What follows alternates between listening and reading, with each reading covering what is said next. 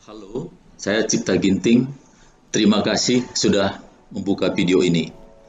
Video ini berisi presentasi berjudul Kiat Sukses Kuliah dengan Pembelajaran Online atau Daring. Presentasi ini terdiri atas 3 bagian, yaitu pertama pengantar, lalu pengertian pembelajaran online, dan terakhir tips atau saran untuk sukses kuliah dengan pembelajaran online. Mengapa saya membuat video ini? Itu karena setiap tahun selama ini pada program orientasi studi bagi mahasiswa baru di jurusan kami, saya menyampaikan topik terkait yang berjudul Kiat Belajar di Perguruan Tinggi, ya. Kiat belajar sukses di perguruan tinggi. Bahkan pernah juga saya menyampaikan topik ini kepada mahasiswa bidik misi Unila beberapa angkatan, ya, beberapa tahun berturut-turut waktu itu. Biasanya mahasiswa antusias, ya, dalam kegiatan ini, banyak pertanyaan begitu. Namun pada masa pandemi COVID-19 seperti sekarang ini, kegiatan orientasi seperti itu tidak bisa dilaksanakan, ya. Makanya saya kemudian berinisiatif untuk menyampaikan materi ini melalui video. Yang kali ini saya mulai dengan topik pembelajaran online. Saya memang menaruh perhatian kepada pendidikan tinggi, ya. Pernah menulis buku, ini bukunya, Kiat Belajar di Perguruan Tinggi, yang diterbitkan oleh penerbit ITB Bandung pada tahun 1997, dan yang edisi keduanya diterbitkan oleh penerbit Grasindo. Buku saya yang terakhir berjudul Pendidikan Tinggi di Indonesia, Tantangan pada Era IR 4.0 dan Isu Saat Ini. Saya juga pernah dulu menulis beberapa artikel populer tentang pendidikan tinggi, bahkan satu tulisan saya yang terbit di Suara Pembaruan berjudul Link and Match dalam Pendidikan Tinggi. Saya mendapat penghargaan dari Menteri P dan K pada tahun 1995. Penghargaan lain juga saya peroleh dari Rektor dan dari Menteri Pendidikan Nasional tahun 2004 sebagai dosen teladan atau dosen berprestasi. Ya, itulah latar belakang pembuatan video ini. Saudara sekalian, dewasa ini, tahun ini, dosen dan mahasiswa harus beradaptasi secara tiba-tiba ke pembelajaran online. Pada tahun ini memang terjadi perubahan yang drastis dan tiba-tiba. Ya, siap atau tidak siap, kita melakukan pembelajaran online ini. Perubahan drastis ini, ya, semula yang tradisional atau konvensional, mahasiswa hadir di kampus dan di kelas bertatap muka langsung dengan dosen dan berinteraksi dengan mahasiswa lain, ya, tiba-tiba harus berubah. Nah, tapi saudara sekalian, tujuan saudara belajar di perguruan tinggi tidak berubah, yaitu untuk menambah pengetahuan, meningkatkan sikap, dan mengembangkan keterampilan, ya. Atau dengan narasi lain, untuk meningkatkan hard skills dan soft skills. Topik tentang tujuan belajar di pendidikan, topik tentang tujuan belajar di perguruan tinggi ini akan saya kupas lebih dalam pada video saya selanjutnya. Saudara sekalian, itulah pengantar. Sekarang kita masuk ke pengertian pembelajaran online. Apa pembelajaran online? Pembelajaran online adalah pembelajaran yang disampaikan dengan teknologi berbasis web atau internet. Dalam bahasa Indonesia disebut pembelajaran daring, ya. Daring singkatan dari dalam jaringan, yang bahasa Inggrisnya online. Sering juga disebut dengan e-learning, walaupun e-learning itu lebih luas, ya. Gambaran tentang pembelajaran online sebagai berikut. Dapat kita lihat pada tabel ini ada 3 kolom di sini, sebelah kiri dosen ya, mahasiswa, kemudian sebelah kanan mahasiswa. Di sini dosen membuat RPS, rencana pembelajaran semester ya. Berisi antara lain, RPS itu berisi antara lain kompetensi yang harus dicapai mahasiswa atau tujuan perkuliahan. Selain itu dosen menyampaikan kuliah atau virtual classroom, melakukan penugasan dan melakukan evaluasi terhadap hasil pembelajaran. Tentunya di sini tidak bertatap muka secara langsung, tapi menggunakan perantara, yaitu teknologi berbasis internet tadi, menggunakan tools atau platform macam-macam ya. Dan pada kolom sebelah kanan kita lihat mahasiswa itu melakukan kegiatan akademik, mengikuti virtual classroom, mungkin pakai macam-macam ya platform ya, Zoom, Google Meet dan sebagainya, mengikuti praktikum atau diskusi responsi secara online atau daring, berdiskusi secara daring, mengerjakan tugas, mengerjakan grup project dan lain sebagainya. Apakah ciri-ciri pokok pembelajaran online? Pertama, pembelajaran online lebih mendorong peningkatan pembelajaran mandiri atau independent learning. Ini ada positifnya sebenarnya, karena membekali saudara menjadi lifelong learner atau pembelajar sepanjang hayat, yang menjadi kunci kepada keberhasilan, kepada sukses di dunia pekerjaan dan kehidupan pada waktu yang akan datang. Itu yang pertama. Kedua, dosen pada dasarnya lebih sebagai fasilitator bagi pembelajaran mahasiswa. Ketiga, sumber bahan ajar tidak terbatas dari dosen, tapi banyak sekali dapat dicari, diakses di internet. Lebih jauh tentang pembelajaran online, bahwa jika dilihat dari segi waktu atau timing, kegiatan pembelajaran ada 2 jenis aktivitas, yaitu sinkron atau sinkronos dan asinkron ya, asinkronos. Kedua jenis aktivitas ini harus terjadi dan saling melengkapi dalam pencapaian kompetensi atau pencapaian tujuan perkuliahan itu. Yang sebelah kiri sinkronos ini, di sini terjadi komunikasi, terkoneksi pada saat yang sama atau real time communication. Tools atau platforms di sini, chat, IM, instant messaging gitu ya, video conference dan lain-lain. Yang di sebelah kanan asinkronos, ini tidak bergantung waktu, tidak dibatasi tempat dan waktu ya. Tools atau platform yang digunakan macam-macam juga, bisa email, forum diskusi, blog dan lain-lain. Pada asinkron ini, mahasiswa menggunakan waktu untuk belajar secara mandiri, untuk memahami materi perkuliahan atau bacaan yang ditugaskan, dan mengerjakan tugas-tugas.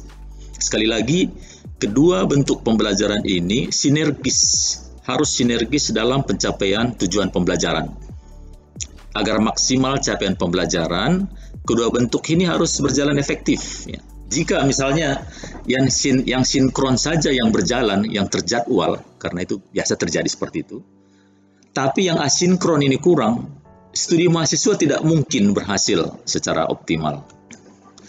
Sekarang saya kira kita perlu mendiskusikan kelebihan dan kelemahan atau kekurangan pembelajaran online ini. Harapannya mahasiswa dapat memanfaatkan kelebihan dan mengatasi atau mengisi kekurangan yang ada. Kelebihan pembelajaran online itu yang pertama, fleksibel. Jadi pembelajaran online itu tidak dibatasi jarak, ruang, dan kadang-kadang juga tidak dibatasi waktu ya. Karena dapat diikuti atau dilakukan kapan saja, dari mana saja. Selama ada tentunya akses internet dan komputer. Untuk sebagian kegiatan yang asinkron ini tadi sudah saya jelaskan, dapat diikuti pada waktu yang paling sesuai bagi masing-masing mahasiswa ya, karena tidak terjadwal tadi.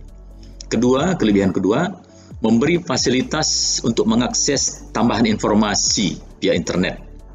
Sumber belajar banyak sekali, ya, banyak perguruan tinggi, dosen yang membuka website, blog atau YouTube-nya, bahkan dapat dimanfaatkan oleh mahasiswa dari perguruan tinggi lain. Ya, memang zaman sekarang ini zamannya atau eranya sharing. Yang ketiga, mendorong peran mahasiswa yang lebih aktif dan mandiri. Ya, itu kelebihan. Nah, sekarang kekurangan pembelajaran daring cenderung kurang intensif interaksi dosen mahasiswa. Akibatnya dapat terjadi berkurangnya pengajaran nilai-nilai atau values. Mahasiswa dapat merasa terisolasi. Selain itu, interaksi antar mahasiswa cenderung kurang intensif, ya. Padahal interaksi antar mahasiswa yang baik sangat diperlukan, ya, sebagai bagian dari proses pembelajaran di perguruan tinggi. Yang ketiga, pembelajaran cenderung ke pelatihan daripada pendidikan. Keempat, jika mahasiswa kurang motivasi, lebih besar kemungkinan gagal di sini. Yang kelima, kurang efektifnya pencapaian terkait keterampilan yang hands-on, yang pengalaman langsung, yang biasanya dicapai dengan kegiatan praktik. Yang terakhir, yang keenam, tidak di semua lokasi mahasiswa mungkin tersedia fasilitas internet yang konsisten, kadang ada masalah, mati listrik, dan lain sebagainya.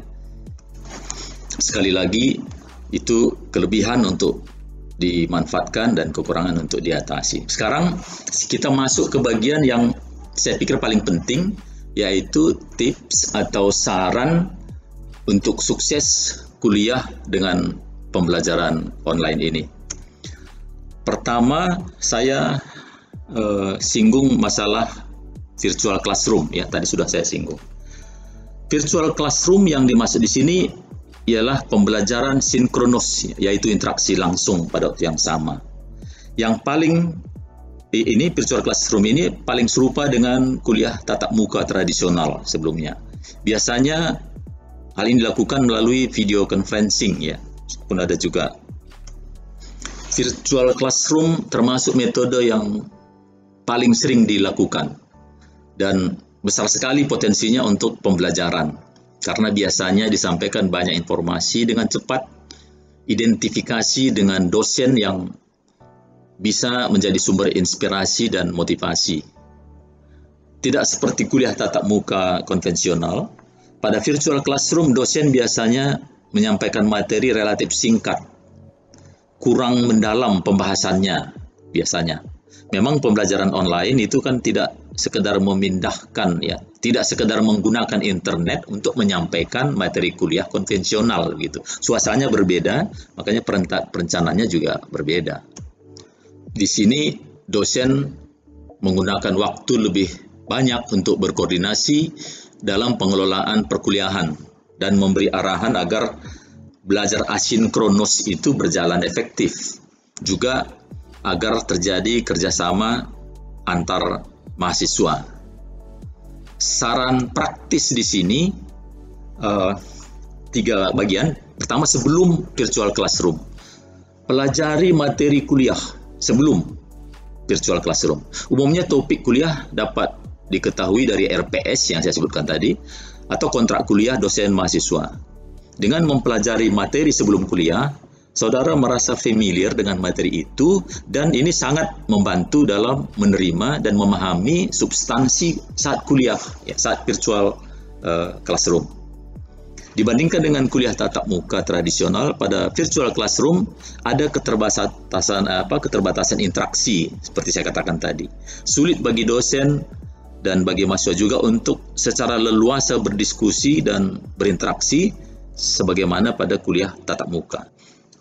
Nah, kekurangan ini harus ditutupi dengan belajar mandiri lebih baik, ya, sebelum, ya. Oke, pada saat virtual classroom, Anda diharapkan mengikuti dengan aktif dan kritis. Tingkatkan rasa ingin tahu tentang materi kuliah. Buatlah catatan. Catatan itu nanti jadi dokumen yang bisa dipelajari kemudian, sekaligus membantu Anda lebih fokus saat kuliah. Nah, setelah kuliah, setelah virtual classroom, pelajari kembali materi kuliah sesegera mungkin. Ini perlu sekali, sebab beberapa jam setelah kuliah, biasanya kita sudah lupa sebagian bahan kuliah. Bahkan kalau sudah beberapa hari, sebagian besar kita sudah lupa. Meskipun pada saat itu kita paham ya. Saran-saran lain ialah agar mahasiswa perlu menyadari atau perlu mengambil tanggung jawab pribadi atas nasib studinya masing-masing. Pada studi yang konvensional juga seperti itu sebenarnya, tapi di sini lebih lagi, tuntutan untuk itu lebih. Yang kedua, tidak berorientasi hanya pada perolehan nilai, tetapi lebih pada penguasaan pengetahuan, perbaikan sikap, dan penambahan keterampilan. Dan nilai yang baik itu menjadi konsekuensinya sebenarnya. Yang ketiga, pantang mengambil jalan pintas seperti melakukan kecurangan akademik. Yang keempat, kegiatan awal setiap kegiatan akademik itu perlu diikuti. Ini penting untuk membuat kontak dan berkenalan dengan dosen, dengan mahasiswa lain, serta bisa lebih cepat masuk, merasa masuk menjadi bagian dari komunitas belajar. Kelima, mempersiapkan semua hal yang diperlukan agar terbangun suasana akademik, ya, suasana belajar yang kondusif dalam pembelajaran online. Persiapan tersebut termasuk pakaian yang nyaman, yang pas untuk suasana belajar, dan juga kesiapan fisik dan mental. Keenam, menguasai teknologi dan tools yang digunakan dalam pembelajaran online. Ketujuh, perlu terampil dalam time management, pengelolaan waktu, karena harus lebih mandiri. Saya lihat hal ini tidak jarang menjadi tantangan besar bagi mahasiswa. Mahasiswa perlu menentukan jam belajar atau jam bekerja seperti pada pembelajaran konvensional atau tradisional. Tentukan waktu khusus untuk belajar, dibiasakan dengan disiplin, lalu kemudian akan terbentuk ritme beraktivitas gitu ya. Engage ya gitu ya, terlibat secara penuh. Memang kelebihan belajar online ini fleksibel gitu, tapi harus dikelola waktunya agar tidak berantakan. Saran yang lain yang bersifat umum sebenarnya adalah yang pertama, bersikap positif terhadap perubahan ya. Karena kita memang harus menerima perubahan yang mengharuskan dalam hal ini melakukan pembelajaran online. Yang kedua, bersikap ingin belajar ya. Meskipun masih gamang, masih ragu, pelajari aja dengan baik, lakukan aja, learning by doing, ya, melakukan sambil belajar, lama-lama nanti akan familiar. Yang ketiga, mahasiswa perlu perasaan gimana ya, merasa on the same boat atau bersama dengan dosen, dengan mahasiswa lain untuk mencapai tujuan, dalam hal ini tujuan pembelajaran itu, tujuan perkuliahan. Selanjutnya, mengatasi masalah yang mungkin terjadi. Dalam hal ini saya mengutip Wimberti 2020 yang menunjukkan terdapatnya 4 sumber stres dalam pembelajaran online. Yang pertama disebut efekasi diri atau self-efficacy, yaitu ketidakyakinan kalau dirinya dapat melakukan pembelajaran online dengan sukses. Hal ini dapat disebabkan karena kurangnya keterampilan, buruknya sambungan internet, dan lain-lain. Yang kedua, desain instruksional. Dalam pembelajaran online khususnya, desain instruksional sering menjadi pangkal stres mahasiswa jika belum merasa familiar. Yang ketiga, kurangnya keterampilan teknis. Jika mahasiswa kurang terampil, dapat menimbulkan stres. Oleh karena itu, setiap mahasiswa harus berupaya meningkatkan pengetahuan dan keterampilan teknis. Setiap dosen mungkin menggunakan metode pembelajaran berbeda, menggunakan tools atau platform yang berbeda-beda. Yang terakhir, adaptasi kebudayaan. Ya, maksudnya ini bisa menjadi sumber stres karena kita merupakan masyarakat kolektivistik yang cenderung kurang biasa bekerja secara individual tanpa tatap muka. Ini sebenarnya bukan hanya potensi sumber stres bagi mahasiswa, tetapi bagi dosen juga. Dengan mengetahui potensi sumber stres ini, kita lebih bisa mengantisipasi, ya, lalu mencegah dan mengatasinya, begitu. Saudara-saudara mahasiswa yang kami banggakan, agar sukses di pembelajaran online diperlukan 4 hal, yaitu motivasi, disiplin, literasi digital, dan ketersediaan komputer dan akses internet yang tadi sudah disinggung ya. Pertama, motivasi. Motivasi itu apa? Motivasi itu sederhananya motivasi belajar ya dorongan untuk belajar. Mahasiswa perlu mempunyai self motivation atau motivasi dari dalam diri sendiri. Dari antara semua yang saya singgung di sini, sebenarnya motivasilah yang terpenting, karena kalau orang bermotivasi, upayanya besar begitu. Dengan motivasi tinggi, mahasiswa engage ya, terlibat secara penuh ya untuk mengikuti berbagai program pendidikannya dan dalam pembelajaran online ini.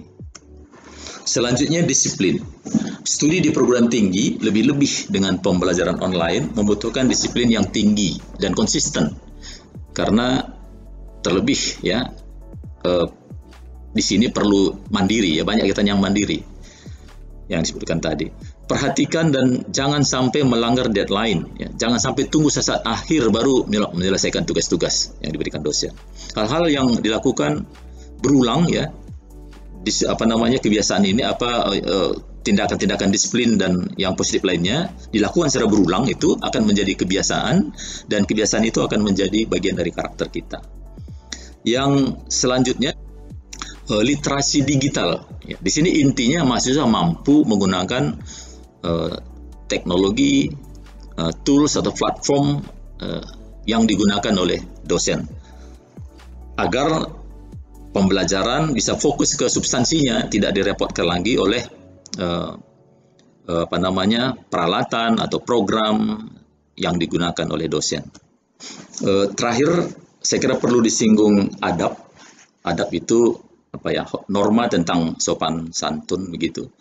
Dalam hal ini juga saya kembali mengutip Wimberti 2020 yang menekankan adab pembelajaran online, bahwa sebaiknya kita semua pihak berupaya berkontribusi untuk membuat lingkungan belajar online ini senyaman mungkin ya, sebaik mungkin secara sosial dan secara psikologis.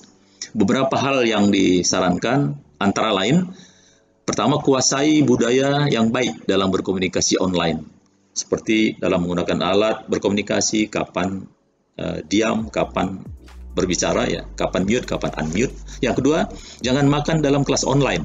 Ini tidak sopan, tapi biasanya kalau minum kopi, teh, air putih itu bisa diperbolehkan. Nomor 3, bila Anda harus berbicara, pakailah volume suara yang normal, ya, jangan berteriak. Ya.